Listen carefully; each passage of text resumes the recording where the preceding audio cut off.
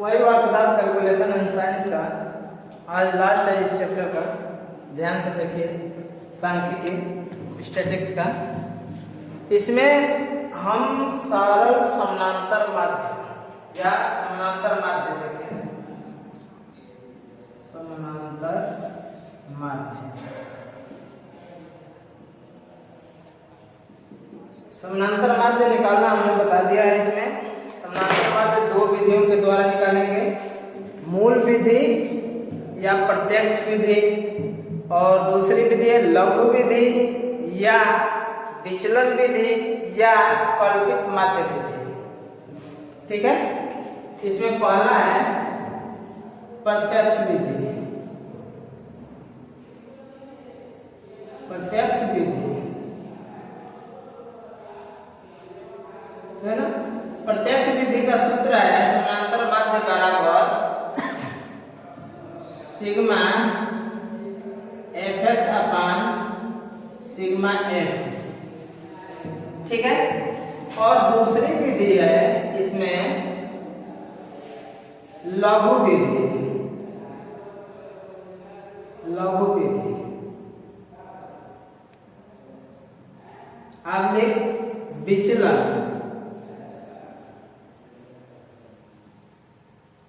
विचलन विधि, कल्पित माध्य, कल्पित माध्य विधि। ठीक है ना। तो ये अगर कोई भी नाम पकड़ ले, लघु विधि, विचलन विधि या कल्पित माध्य विधि, तो समानांतर माध्य के लिए x बार बार कौन से सूत्र का प्रयोग करेंगे, a plus sigma F D upon sigma F, इस सूत्र का प्रयोग करेंगे। तो ये दोनों सूत्र बता दिए गए हैं और इन दोनों पे सवाल भी बताया गया है।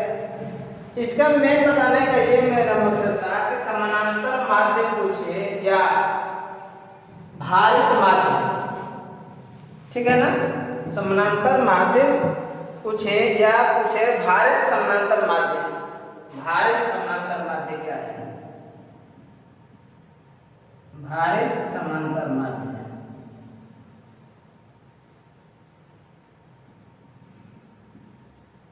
भारित समांतर माध्य, तो ये दोनों एक ही है। ठीक है ना, दोनों क्या है, एक ही है, कोई डिफरेंस नहीं है। भारित समांतर माध्य पूछे तो भी इसी दोनों विधि में से किसी एक विधि का यूज करेंगे, अगर नाम नहीं दिया है तो। अगर नाम दिया है तो दोनों में से किसी जो नाम देगा उस विधि का यूज करेंगे, उस विधि का अप्लाई करके हम सवाल को सॉल्व करेंगे। बस इतना ही है, इसमें बहुत ज़्यादा नहीं है। भारित समांतर माध्य इसी दोनों सूत्रों पर आधारित है। इसी दोनों सूत्र का यूज करके हम समांतर माध्य निकालेंगे या भारित समांतर माध्य निकाल लेंगे। ठीक है, अब आगे देखते हैं, दिया है एक मोड। तो मोड क्या होता है? ठीक है, मोड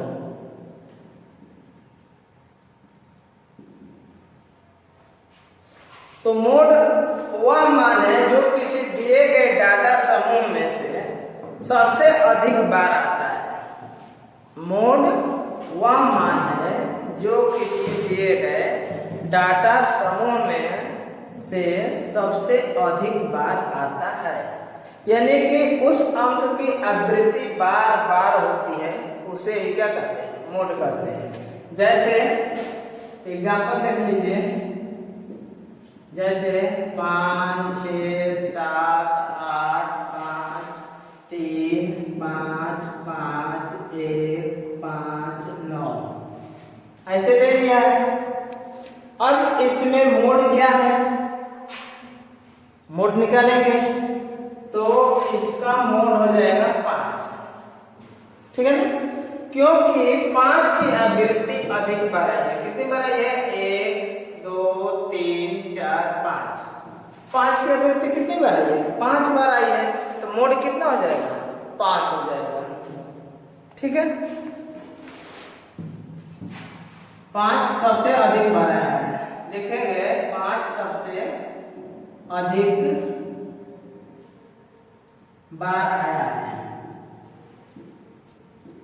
बार आया है। ठीक है, इसलिए आंसर क्या आ जाएगा? 5 हो जाएगा। अब देखते हैं दूसरा, इसमें दो मोड द्विसमूह द्विमोडीय द्विमोडीय समूह कह सकते हैं इसको, द्विमोडीय।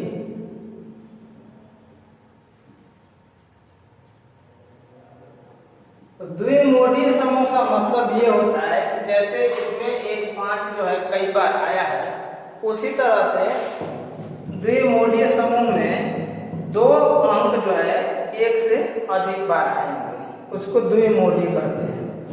जैसे एक एग्जांपल है, मान लीजिए 4 4 4 8 9 9 5 6 4 5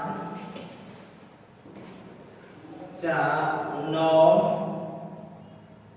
9 4 4। ठीक है, तो अब इसमें देखिए 1 2 3 4 5 6 बार क्या आया है? 4 आया है, और 1 2 3 4 और 4 बार क्या आया है? 9 आया है। तो इसलिए क्या होगा? द्विमोडीय हो गया, और किसी अंक की पुनरावृत्ति नहीं है, तो इसलिए यह क्या हो गया? द्विमोडीय समूह हो गया। यानी कि जिस डाटा में 2 अंकों की पुनरावृत्ति एक से अधिक बार हो, द्विमोडीय डाटा समूह कहलाते हैं। अब एक ही मोडीय डाटा समूह क्या कहलाता है? ये एक मोडीय डाटा समूह, ठीक है ना? एक मोडीय अगर पूछेगा तो क्योंकि एक ही अंक की आवृत्ति बार बार हुई है ना, तो इसलिए यह एक मोडीय है। ठीक, अब निर्मोडीय या कोई भी मोड नहीं। अगर कहे कि 1 2 3 4 5 6 7 9 11 ऐसे करके जा रहा है, तो इसमें ये कौन सा मोडीय है? तो ये कोई भी मोडीय नहीं है, क्योंकि इसमें किसी भी अंक की पुनरावृत्ति नहीं हुई है। तो जब जिस डाटा समूह में किसी अंक की पुनरावृत्ति न हो तो वह कोई मोडीय समूह नहीं है। ठीक, अब देख लेते हैं माध्यिका। माध्यिका किसे कहते हैं? तो माध्यिका मोड की तरह ही होता है ना, माध्यिका। माध्यिका का मतलब होता है मिड पॉइंट, मध्य बिंदु। ठीक है, माध्यिका का मतलब क्या होता है? मिड पॉइंट होता है, मध्य बिंदु होता है। तो इसमें क्या करेंगे? माध्यिका में फर्स्ट स्टेप लिखेंगे, स्टेप फर्स्ट, डाटा को आरोही क्रम में सजाएंगे। ठीक है ना? डाटा को आरोही क्रम, आरोही क्रम, आरोही क्रम को बोलते हैं बढ़ते क्रम। क्या बोलेंगे? बढ़ते क्रम में सजाएंगे। ठीक है ना? डाटा को आरोही क्रम में व्यवस्थित करेंगे, सजाएंगे। तत्पश्चात मध्य वाला मान, स्टेप 2, स्टेप 2, मध्य का मान। तो मध्य का मान कैसे निकालेंगे? तो मध्य का मान निकालने के लिए अब यहाँ पे 2 विधि है, देख लीजिए। मध्य का मान निकालने के लिए 2 विधि है। पहली विधि, यदि डाटा विषम, यदि डाटा क्या हो? विषम हो, तो डाटा विषम हो तो मध्य बिंदु बराबर,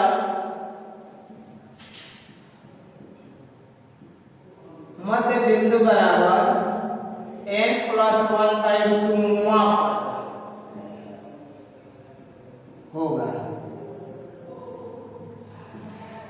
ठीक है। मध्य बिंदु निकालने का एक तरीका है कि यदि डाटा विषम हो तो मध्य बिंदु बराबर n+1/2 पर, जैसे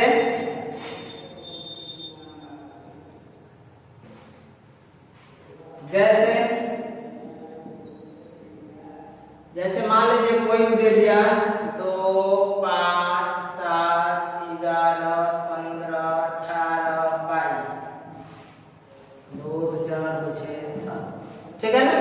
ये कोई डाटा का समूह है। अब इसकी माध्यिका ज्ञात करनी है, तो इसकी माध्यिका ज्ञात करने के लिए सर्वप्रथम इसको आरोही क्रम में सजाएंगे।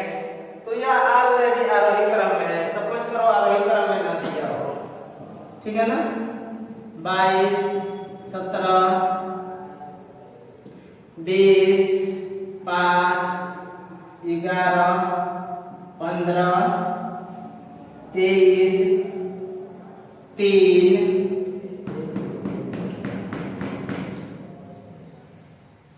और ये दे दे फिर आपका 7, ठीक है। ये कोई डाटा समूह दिया हुआ है। अब इसका माध्य ज्ञात करना है हमें। तो माध्य ज्ञात करने के लिए सर्वप्रथम इसको आरोही क्रम में सजाएंगे। तो आरोही क्रम लिखेंगे, आरोही क्रम। आरोही क्रम यानी कि बढ़ते क्रम। बढ़ते क्रम मतलब होता है कि सबसे पहले छोटा, उसके बाद बड़ा, उसके बाद बड़ा। तो सबसे पहले छोटा इसमें क्या है? 3, 3 के बाद 5, 5 के बाद 7, 3, 5, 7, 11, 15, 17, 17 के बाद 20, 22, 23, 1, 2, 3, 4, 5, 6, 7, 8, 9, 1, 2, 3, 4, 5, 6, 7, 8, 9 पद गिन लेंगे ताकि कंफ्यूजन ना हो, ठीक है। अब ये देख लीजिए, ये 9 पद है, ठीक है ना। तो 9 पद है, तो माध्यिका बराबर लिखेंगे, माध्यिका बराबर 9 + 1/2 पद। इसका मतलब 10/2 यानी कि 5वां पद। 5वां पद होगा 1, 2, 3, 4, 5, ये 15 गिनो, 1, 2, 3, 4, 1, 2, 3, 4। तो आंसर क्या हो जाएगा इसका? 15। माध्यिका क्या हो जाएगी? 15 हो जाएगी। ये 15 इसका मध्य बिंदु होगा, ठीक है। अगर यही सम हो जाए, दूसरा कंडीशन इसमें यह देता है कि अगर यही बिंदु सम हो जाए, दूसरी पॉइंट है यदि डाटा सम, यदि डाटा सम, तो यदि डाटा सम हो तो मध्य बिंदु क्या होगा? मध्य बिंदु हो जाएगा n/2 कामा और n+1/2 वहां पर। यदि डाटा सम हो जाए तो n/2 कामा n+1/2 पद बटा में 2। जैसे अब जैसे इसी को मान लेते हैं, ठीक है ना। जैसे इसी में एक और अंक मान लीजिए बढ़ा देते हैं 24 हम, तो 23 के बाद हम 24 लिख देंगे। तो अब यह कितना पद हो गया? 1, 2, 3, 4, 5, 6, 7, 8, 9, 10। अब ये 10 पद हो गए। तो 10 पद में से भैया अब निकालेंगे हम मिड पॉइंट, मध्य वाला पद। तो 10 पद में से मान लीजिए 10/2 और 10 + 1, 10/2 + 1वां पद। वहाँ पद बटा में 2 मालिका ये होता है, ये +1 यहाँ पे रहेगा, गलत हो गया यहाँ पे, ठीक है। तो अब 10 बटा 2 का मतलब हो गया 5 प्लस 6 बटा में 2 वहाँ पद, तो वहाँ पद बटा में 2 ये होगा। तो पांचवा पद कौन होगा? 1 2 3 4 5, पांचवा पद हो गया 15 और छठवा पद हो गया 17। क्योंकि देख लीजिए अब इन दोनों का 1 2 3 4 इधर, 1 2 3 4 इधर, तो ये दोनों क्या हो गए? मिड पॉइंट हो गए, ठीक है ना। तो माध्यिका बराबर हो जाएगा 15 प्लस 17 बटा में 2, 15 गुना 31 2 32 बटा में 2, काट दीजिए 16 गुना 32 आंसर। तो इस तरह से हम माध्यिका निकालेंगे। सर्वप्रथम दिए गए डाटा को आरोही क्रम में सजाएंगे। आफ्टर दिस यह देखेंगे कि डाटा सम है कि विषम है। यदि डाटा विषम है तो पहला वाला सूत्र n/2 प्लस 1वां पद, डाटा यदि विषम हो तो n प्लस 1/2वां पद, तो जितना मान लीजिए विषम रहेगा तो विषम में रख करके वहाँ पद निकाल लेंगे, वह पद को ट्रांसफर हो जाएगा। दूसरा नंबर है यदि डाटा सम हो तो मध्य बिंदु क्या हो जाएगा? n/2 प्लस 1वां पद, अब कुल के बटा में 2। तो इस तरह से अब ये 10 पद है तो 10वां पद बटा 2 धन 10वां पद बटा 2 धन 1, तो यानी कि 5वां प्लस 6वां पद, 5वां आया 15, छठा पद 17, 15 धन 17 बटा 2 32 बटा 2 16 ओके, समझ में आया? ठीक है, नहीं समझ में आया आप कमेंट करिए, कमेंट करके फिर से जान सकते हैं, पूछ सकते हैं, फोन कर सकते हैं। और एक चीज देख लीजिए इसमें, रेंज क्या कहलाता है? रेंज क्या होता है, ठीक है ना। तो रेंज आप लोग भी जानते हैं, रेंज के तो बहुत ही मायने हैं, गोली बारूद बंदूक सब आती है ना, रेंजर कहलाती है। रेंज, तो देखो रेंज क्या होती है? उच्चतम सीमा माइनस निम्नतम सीमा, उच्चतम सीमा माइनस निम्नतम सीमा के बीच की दूरी को ही रेंज बोलते हैं, ठीक है। जैसे मान लीजिए कोई बंदूक है, उसकी मारक क्षमता उसकी रेंज बताती है। तो मारक क्षमता मतलब क्या?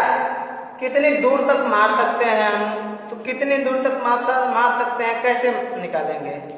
तो उसमें से गोली छोड़ेंगे, जहां गोली जाकर के गिरेगी हम जहां खड़े हैं वो निम्नतम पॉइंट हो गया। मैक्सिमम पॉइंट जहां पे गोली जाके गिरी है, तो मैक्सिमम पॉइंट में से निम्नतम पॉइंट को घटा लेंगे, जो बीच का डिस्टेंस आएगी, दूरी आएगी, वही उसका क्या हो जाएगा? रेंज हो जाएगा। सेम प्रोसेस इसमें भी वही है। सांख्यिकी में डाटा के वर्ग के विस्तार को रेंज कहते हैं, अर्थात डाटा समूह के निम्न एवं उच्च मानों के अंतर को रेंज कहा जाता है। जैसे